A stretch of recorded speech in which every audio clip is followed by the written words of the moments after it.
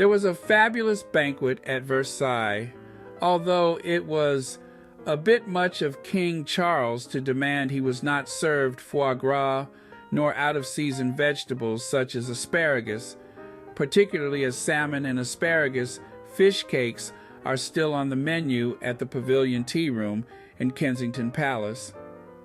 I hope you are hungry, Your Majesty, because this piping hot hypocrisy is delicious.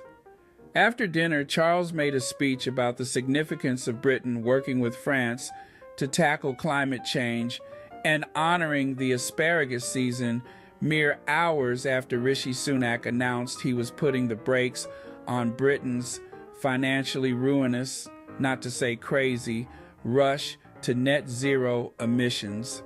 There was further embarrassment when, in a historic address to the French Parliament, the king called global warming an existential challenge and called for a sustainability agreement with France. Fine words, but after the British government U-turned on green targets, Charles must have been feeling very green indeed. And this was more than just unfortunate timing. It perfectly emphasized increasing royal irrelevance. And then, of course, there is Queen Camilla. What I am thinking is, do we really have to put the 76-year-old through all this torture?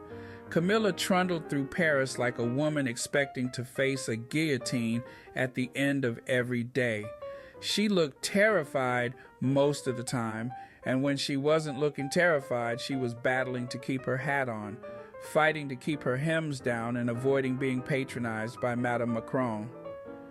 The First Lady of France fussed with Camilla's evening cape on Wednesday, and then, unforgivably, made her play ping-pong during a cringe-worthy publicity event yesterday. Camilla does her best, of course she does, but she always has the air of someone who ponged her ping a very long time ago. Someone who would always rather be somewhere else, preferably at home, feet up, ciggy lit, dog on lap, stiff gin to hand, as she riffles through the latest issue of Horse and Hound. And if all that wasn't bad enough, Prince William in America was even worse.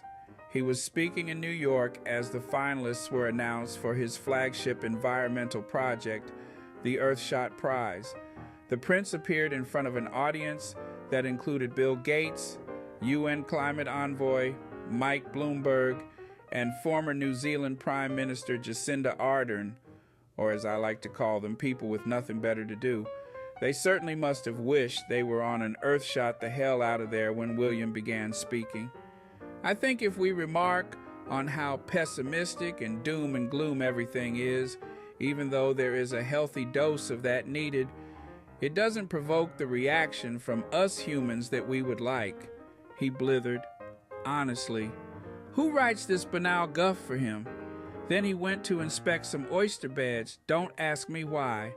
My final royal snapshot of the week was the fright sight of Princesses Beatrice and Eugenie sprinting up the red carpet at a Vogue fashion event with the certitude of two women who know there is a free frock in it for them somewhere. Is this the shallows to which they have all sunk? I'm afraid so, and it has only been a year since the Queen died.